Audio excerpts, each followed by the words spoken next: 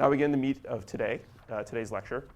And we're going to talk about all these different advanced cache optimizations, starting with pipelining the cache.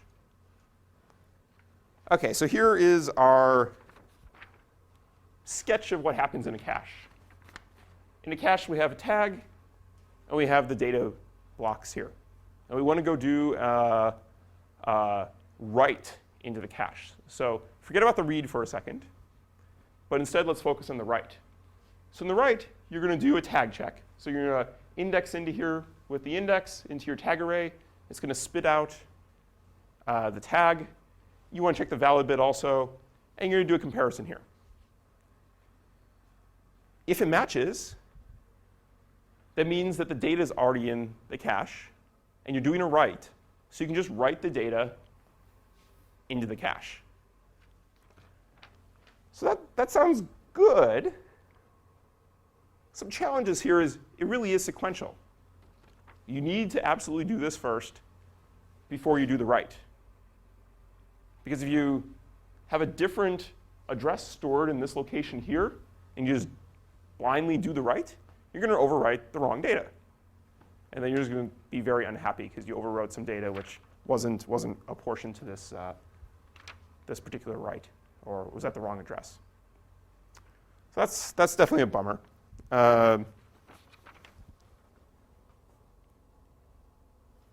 So do we think we would want to try to do this in one cycle?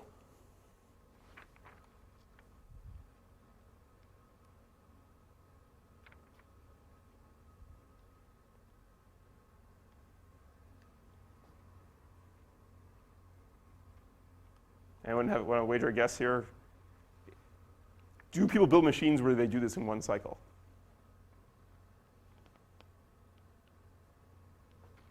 Well, sure. Original machines did do this in one cycle. It's possible to build. You have a nice combinational path that sort of comes through out of the index, through here, through all this logic, and then through the write enable into here. It's buildable. Not great for your clock performance. So the first optimization, so how do we reduce the hit time for a write? And there's a couple different strategies to this. So we can think of this as trying to do this over two different cycles. The first cycle checks the tag, we'll say, and the second cycle does something to the data. That's kind of our problem statement. What are our solutions? One solution is kind of innovative, is you can build a multi-ported cache, or a cache which can simultaneously do a read and a write to the same address. And you do that. So you have a cache, you're doing a write. You blindly do the write, not checking the tag. But at the same time, you read the old data that was there, and you save it off. And if you took a tag miss for the write, you go back and actually fix it up by filling that back in.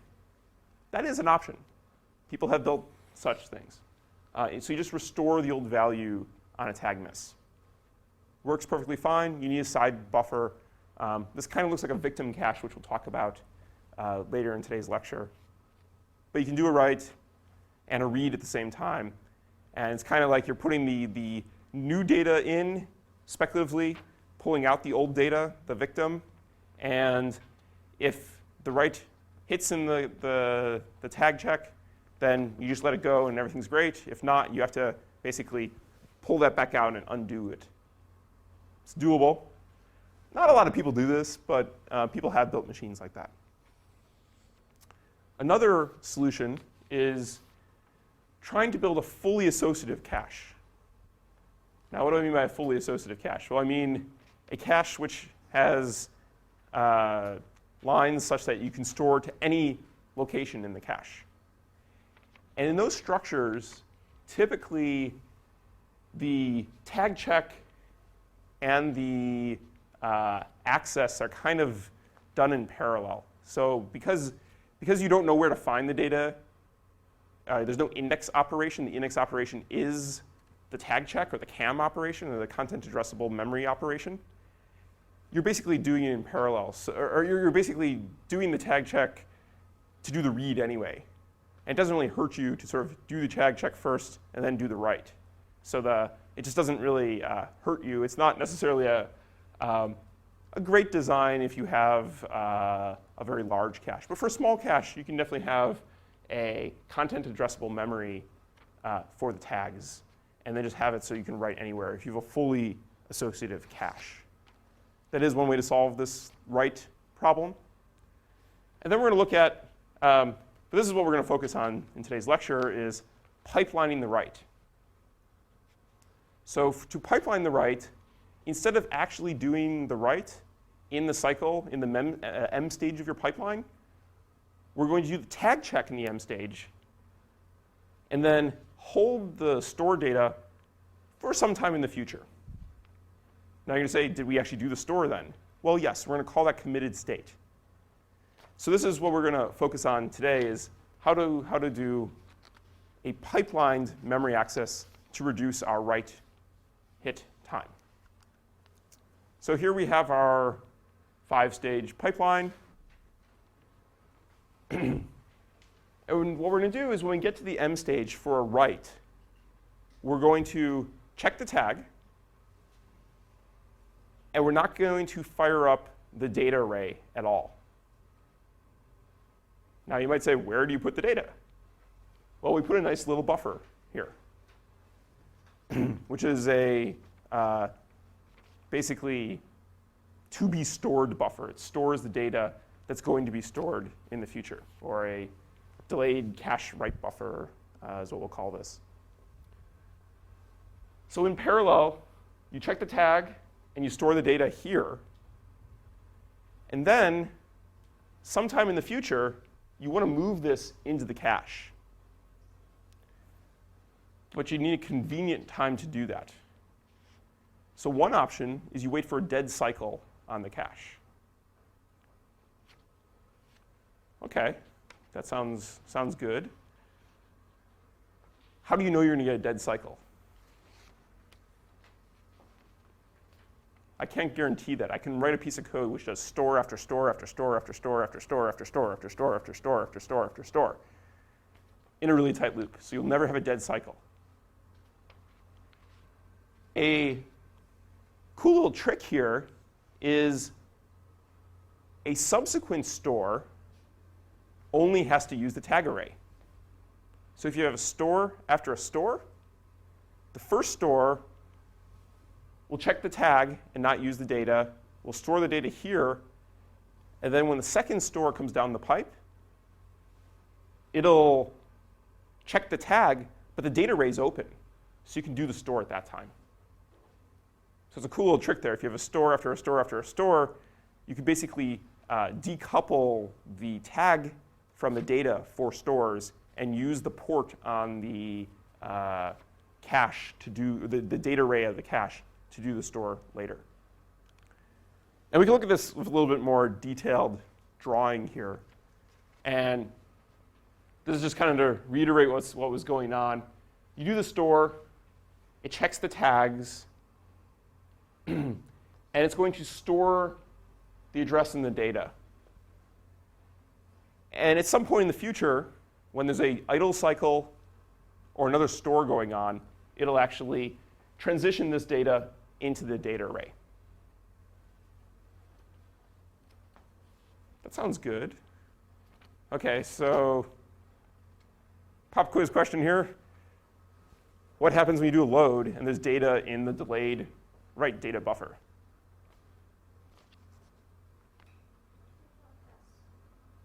You have to bypass it. Yes, you need to go check it. So you need to have something which is going to check, and that's actually drawn here, the delayed write address against a future load. And if you get a hit there, you need to have this data come around and come out. So we basically need to go check this buffer. One thing I do want to point is this is kind of the naive way to do this. More advanced processors will actually typically have a multi-entry version of these delayed write data buffers because caches are sort of usually pipelined inside the cache too. It might take multiple cycles to actually access the data array. So you might not do this till the end of the pipe. So some of the processors that I've worked on, these are sort of on these delayed write buffers are sort of in the order of maybe 2 to 4 entries big. So you can abstract this and make this into a bigger data structure. And when you do loads, you obviously have to do a content addressable match against all of those entries and see if the data is in the delayed write data buffer.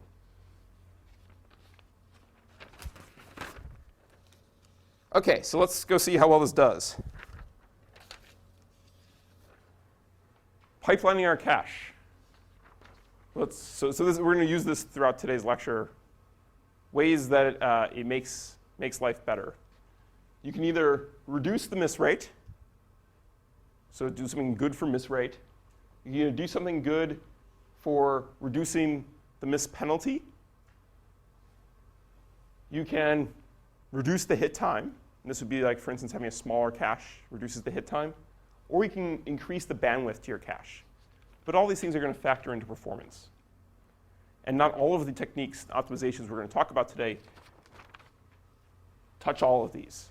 In fact, most of them only touch sort of 1 at a time or 2 at a time.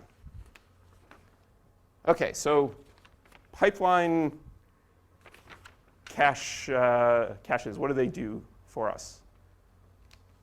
Are they going to reduce the miss rate? I see people shaking their heads no. Yeah, we didn't make anything bigger or smaller here. It's probably not going to touch the miss rate. Is it going to affect our miss penalty? So this is when we miss in the cache, how long it takes us to go to, let's say, the main memory or the next level of cache. No, it's not actually going anywhere different. Effectively, this is implementing the exact same thing. Hit time. Does this affect the hit time? Well, it's going to affect the hit time. It's kind of hard to see whether this does it in the positive or negative direction here. If you compare to having the, let's say, tag access and data access all in the same cycle, pipelining is actually going to make the hit time a little bit better because you're doing less in a cycle. So that would have us put a plus here. But if you compare to, let's say, not having a cache or just having a big RAM there, it actually makes the hit time worse because we need to mux in multiple extra stuff here. We need to basically do this extra check. We need to do the associative check against our delayed write buffer data. So that actually hurts us a little bit there. So, OK, that might be a plus or a minus. The bandwidth, though, is actually going to be better through this cache. Because before, we had to just sort of wait for this cache for, let's say, the whole time to go through the tag check and the data check, and the data write. But now we can actually have 2 stores sort of happening at the same time, or the tag for one store and the data for a different store. So this is really going to make the bandwidth better for this. So that's where we are with pipeline caches.